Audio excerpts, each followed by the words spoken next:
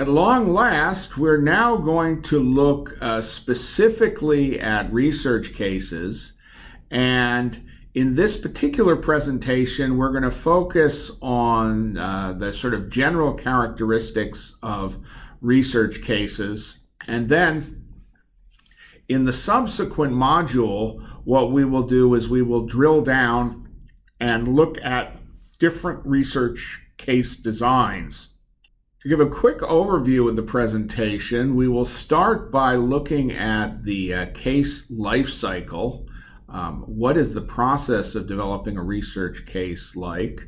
Then we will talk a little bit about the relationship of research cases and theory. We've mentioned theory throughout our previous references to research cases, but we haven't really talked about how the two are related. And then finally, we will talk about some useful highlights from R.K.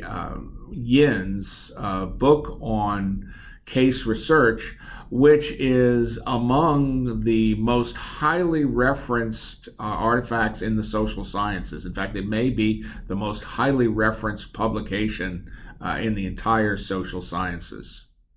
So, what is the typical life cycle of a case? And this applies both to teaching cases and research cases. Well, first, there is the design of the case research project. And realize that you need to do case research for an authentic discussion case just the way you do for a research case.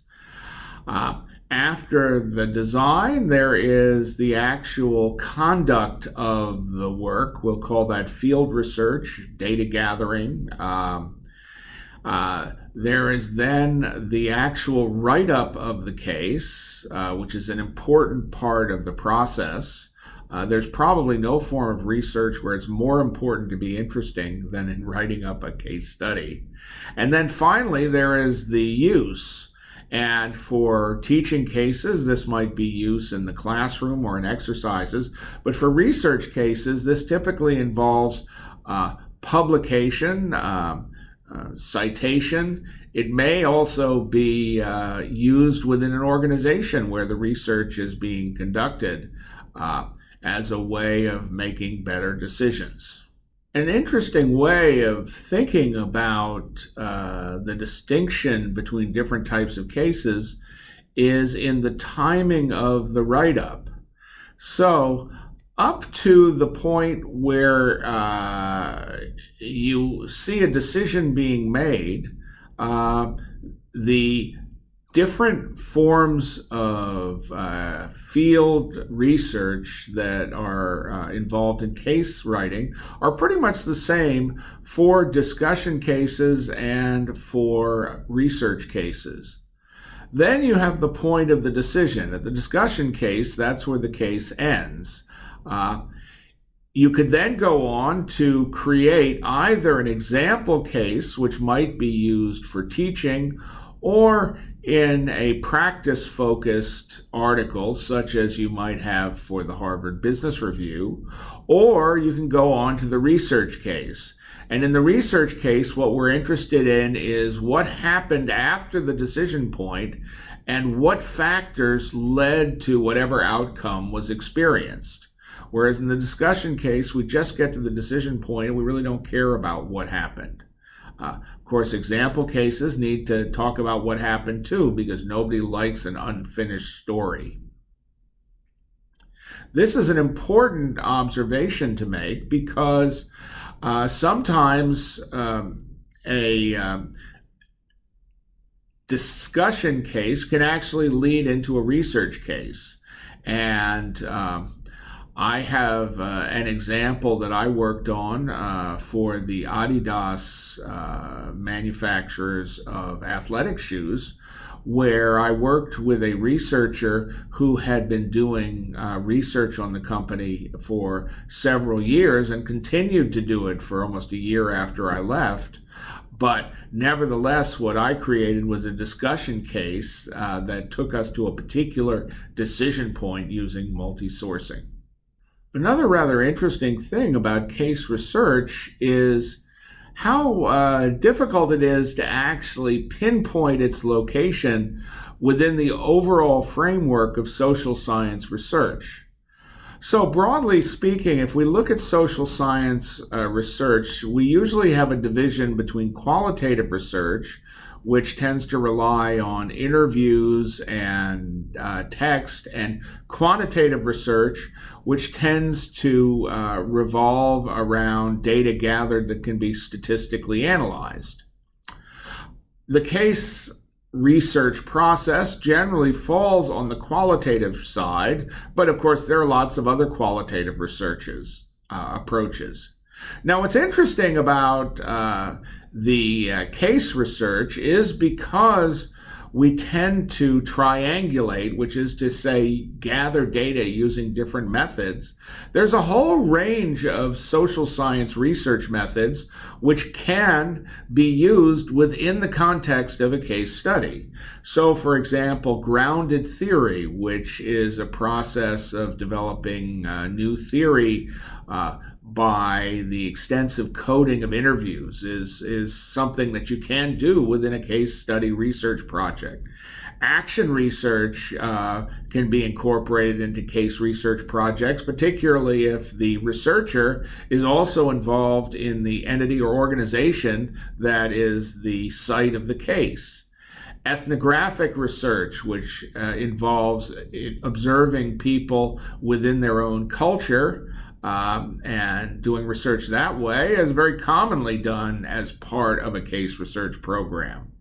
Longitudinal research, looking at how a situation basically turns out over time, is frequently used in case research and can involve both gathering archival data to determine the history of the site, or by observing the site for a long time, perhaps over the course of multiple decisions.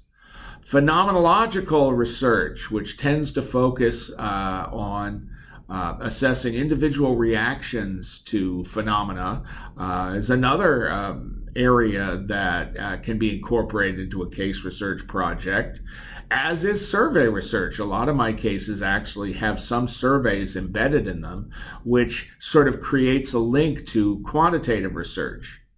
Quasi-experimental research, which is essentially research that uses natural occurrences and treats them as an experiment, can be used in case study research, and often you choose case sites specifically because they've just experienced some major perturbation from the environment, or are expecting to experience one, such as a law change. And of course, there are many, many other qualitative methods. So really, case research is not a single method. Rather, it is an approach that focuses on an organization or a group or an individual, to which many other research methods can be applied during the process of data gathering. So we keep talking about research cases and theory, and the question is, well, how does case research actually contribute to theory? Well, there are a number of different ways that the contribution can be made. Case research can be used to propose new theory. We're observing something that doesn't really fit into existing theoretical models, and perhaps the individuals involved or the investigator comes up with a novel interpretation that might explain it, and thereby proposes new theory. It can also be done formally with things like grounded research. It can be used to expand theory. Maybe in observing a case, we can take an existing theory and identify a factor that's not in the original theory that may also have an impact on what the theory predicts or helps us to understand. It can be used to test theory, so that we can use a case as an example or a counterexample to theory. And it's particularly powerful as a counterexample for theory because it tends to identify what the limitations of theory are. So if there's a theory that you can use to predict a particular outcome, and you can identify a case situation where the expected outcome did not occur, you're telling the world important things about that theory. Mind you, in the social sciences, finding a theory that actually predicts something concrete and not ambiguous is not all that easy to do. But nevertheless, you can use cases to make the argument either that it is valid or that it's not valid. And then finally, cases can be used to clarify theory. Over and over again, I've mentioned that the story is one of the most powerful ways of communicating to individuals. And as a consequence, framing your research as a case study may be a very good way of explaining the theory that you are trying to propose, test, or possibly just clarify. One article that I read about 10 years ago in the Academy of Management Journal by Colquitt and Zapata-Phelan actually looked at the nature of the research that we're conducting with respect to theory.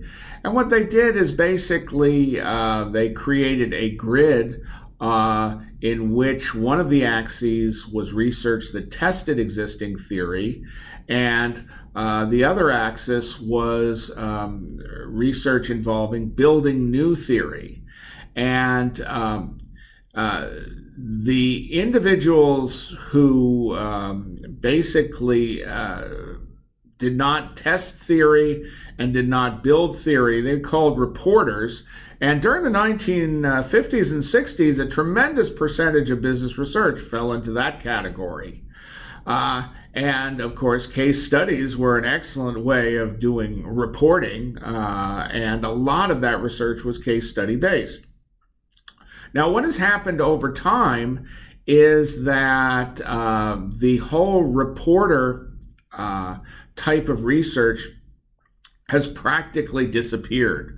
Another way of saying that is example cases simply are no longer published in the widely read research literature, whereas they still appear quite a bit in practice. But today, essentially, we've got the theory builders, the qualifiers, and the testers. And I would argue that case studies are particularly strong in this building area and in this qualifying area. So we're particularly good at building new theory and expanding existing theory by testing it and perhaps identifying the limitations of existing theory as well. So that is where I would sort of position case studies in terms of where they're most effective. So it's nearly impossible to conduct or refer to case studies, research, without referencing R.K. Yin's landmark book, Case Study Research Design and Methods, which is now in its sixth edition, and I think I mentioned earlier, may be the most highly referenced work in the social sciences. If not the most highly, it is certainly up there. It is a very, very important work. And what I'd like to do now is just talk about some of the highlights of the research that he has conducted and some of the recommendations that he gives. One of the most interesting things that Yin presents is on page 8 of his 2009 edition, where he contrasts different social science research methods in terms of their effectiveness. And his original table is all but the rightmost column. I added that rightmost column for my own purposes. But let's take a look at some of the methods.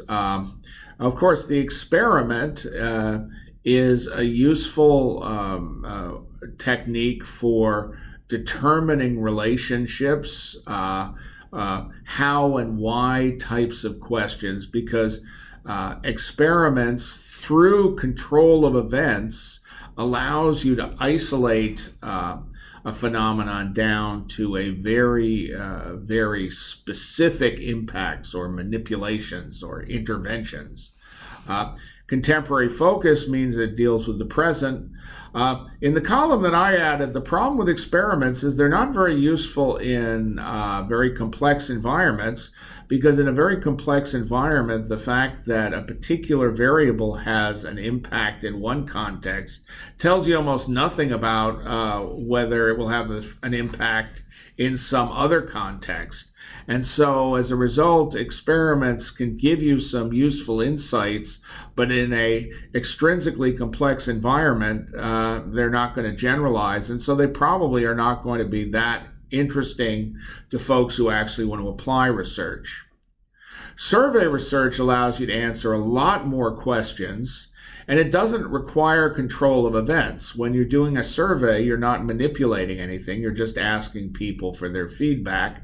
It does have contemporary focus, but again, it is not really that suitable for complex landscapes, because averages really don't tell you that much. Again, imagine the average values of all the ingredients across all the recipes in a cookbook.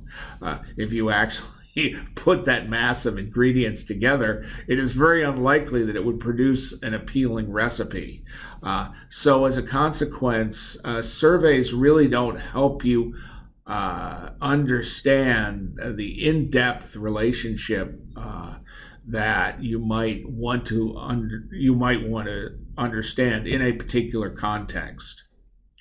Archival analysis does much the same as surveys. Indeed, surveys might be part of the information in the archive that you're analyzing. It does not require control of events, and in most cases it probably will not have a contemporary focus. Now, I would argue archival analysis is more suitable for complex landscape, because you can potentially drill down into different groups. You can ultimately study phenomena where you don't necessarily expect it to generalize from one place to another.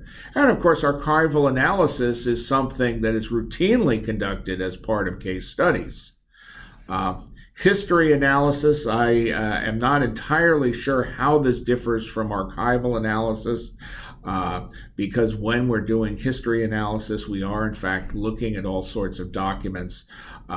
But again, it's something that could be suitable for complex landscapes. However, we cannot necessarily assume that a phenomena that was present in the past is present today, because little changes in the environment can have a big impact on fitness.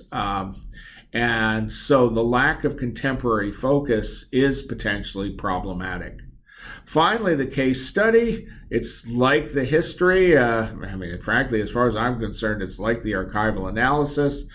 You don't necessarily have to control events. You can sort of watch them unfold and just be an observer. It is contemporary in its focus. And again, it's suitable for complex landscapes. Even if you don't expect the case results to generalize, they are likely to apply in the context in which you conducted the investigations. So they could potentially be useful to the organization or individual who was studied as part of the case study. One of the things that I find most useful about Yin's book is the way that he rebuts some of the common concerns that are expressed with respect to case research. So I'd like to go over the 4 of them that I think are probably the most important. As you may know, if you did the reading in the previous section, some people really don't like case research and don't like the use of discussion cases. And so I think Yin's lessons are very important ones for anyone involved in case research to know about. So we'll start with the first, which is that case research has lack of rigor. And it is certainly true that when you do case research, it's going to be pretty hard to replicate the cases.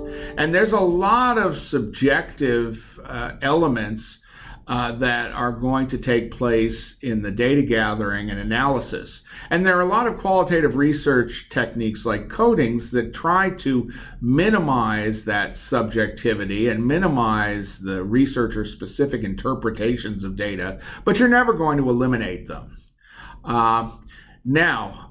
Yin's rebuttal really is that research has to be assessed with respect to other options, and every research technique has its own problems. Economists rely a lot on mathematics, but in fact, their ability to project the future is extremely limited to non-existence. In the case of case research, what you're doing is you're using lots and lots of different types of data gathering techniques to do the best you can to confirm the observations that you're making. And in many contexts, that's really the best that you can do. The other thing is, and this is particularly important as far as I'm concerned, is if you're in a world of high extrinsic complexity, we do not expect that material that is observed or phenomena that is observed in one context is necessarily going to generalize to other contexts. That's the price you pay for high extrinsic complexity. Don't take the lessons you used baking a cake and assume that they're going to apply in making a crown roast lamb. There may be some common elements, like how do you turn on the oven, but a lot of other things are going to be different and sometimes even opposite. And so in contexts like that, really the fact that the research is hard to replicate doesn't really matter, because even if it were easy to try to replicate, you might very well not be able to replicate it, and that's just the way extrinsic complexity is. I think my favorite of Yin's rebuttals involves the dreaded N of 1. And it is true, when you do a single case or even a couple of cases, you cannot do any statistical analysis whatsoever to argue for statistical significance of what you've observed. What Yin says, I think, is very clever, and that is that we really shouldn't be looking at cases as if they were observations. We should be looking at them as if they are experiments. And when you're conducting experiments, you don't have to replicate them thousands of times to get statistical averages. It's nice if you can replicate them once or twice to demonstrate the same phenomenon holds, but you don't really need statistical information. For example, when Galileo dropped the balls off the Tower of Pisa, they hit the ground at the same time. About 99% of what we were going to learn from that experiment occurred with that first drop. Now, it might make sense to drop it a second time just to be sure that there wasn't something affecting it, like the wind or something, and that you get the same result the second time you do it. But at that point, really, additional replications add very little value. You don't need to do hundreds of them, and that's Yin's arguments about case studies. Another argument that Yin makes is that case studies are too long. And that particular argument is valid. I mean, case write-ups can be lengthy, but to a certain extent, that length is determined by the outlet that you're dealing with. One of the things about the length of the data that you're gathering with cases is that it provides opportunities for subsequent research. In the next module, we'll look at 2 cases that I wrote that came out of exactly the same research process. I simply analyzed the same data in different ways, dealing with different objectives. A good case can give you very, very rich data that you can analyze for years. Finally, Yin talks about the fact that cases are not randomized, and once again, that's a statistical argument. There's a lot of opportunism in case design, and that's true because you can't research a case site that won't give you permission to research it. But the rebuttal is that it can be used to complement other methods, and in a world of high extrinsic complexity, which is my argument, randomization really doesn't give you anything, because if you randomize across a collection of peaks, if you think about the illustration I gave in the complexity, a lot of times you're going to end up in valleys. But the world abhors valleys in terms of organizations and people. We're always trying to maximize our fitness, so we're always striving towards peaks. They may not be very high peaks, but they're peaks nonetheless. And so the fact that cases aren't randomized, well, the experiments you choose to do aren't random either. You decide what experiments are needed, and it's similar in case research design, which will be the focus of the next module. The final insight that Yin talks about a lot, and which I think is a really nice insight, is the role of triangulation. And, when I originally started thinking of triangulation, I was simply thinking about data from different sources. And certainly that is one of the most important types of triangulation, getting both different sources and types of data. But it's not the only type of triangulation. So another triangulation that Yin mentions is investigator triangulation. This is using multiple investigators. Sometimes having multiple investigators look at the same data. This can give you an estimate of sort of the reliability of data. So it can be a useful tool in making the argument that your research is actually rigorous.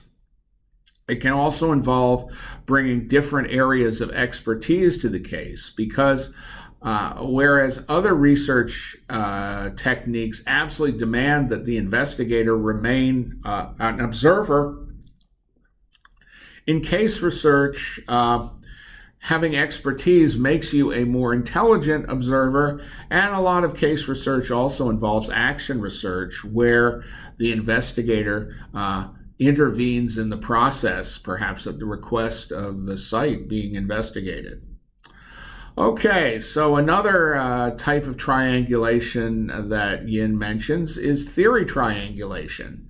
And when you go at a case with different theories, it gives you a nice tool that you can use to analyze. One of the problems with a case study and the N of 1 is once you have the results, there's a tendency to sort of say, well, so what? Because you don't have anything to compare the results for, so you don't know, for example, if a company's position of number 50 in some ranking is actually a good position or a bad position. Well, if you have competing theories that you're using in your analysis, one of the things that you can do is you can try to explain the case using the different theories and figure out which theory is better. So that gives you a built-in way to analyze the data. In fact, one of the most famous case studies that came out of the 1970s, I believe, was called The Essence of Decision by Graham Allison. And in that case study, Allison essentially looked at the Cuban Missile Crisis through 3 different theoretical lenses, concluding that one of the lenses was better explaining what happened during the crises than the other 2. The final type of triangulation he talks about is methodological triangulation. And one of the great things about case studies is you can mix quantitative and qualitative approaches. You can use surveys within your case. You can combine longitudinal observations with snapshots. And in our case research design module, we'll see some examples of that where a particular case study used multiple different types of analysis and multiple different methods in order to draw conclusions about a series of courses that were being investigated. So what are some of the key takeaways that you ought to get out of this look at research cases? The first is that the cases can involve many different types of research methods. That's one of the great things about this triangulation that I keep talking about. You can use research cases to close an open-ended discussion case. As I showed in the diagram, really a research case and discussion case start out with a lot of the same types of investigation, but then the research case goes farther in terms of looking at outcomes and cause and effect. Research cases are nearly always built around relevant theory. You may be using research cases to try to develop theory, but if you're going to do that, you have to show that no existing theory is really satisfactory in explaining the phenomenon that you're trying to explain in the case. Research case studies address really rich questions. And to my mind, it addresses the types of questions that are worth answering and not very, very narrowly focused hypothesis tests, which tend to be a major part of many quantitative research projects. Very important when you're doing research case study design, you're thinking about replications, not sampling. View each case as an experiment and think about how you're going to use your cases carefully. Finally, triangulation is the critical benefit of case studies, and there are 4 different types of triangulations. There's data triangulation, there's analysis triangulation, there's theory triangulation, and there's method triangulation. And the fact that you have the flexibility to use all these different approaches within the same case gives you a lot more power in developing an understanding of what was going on.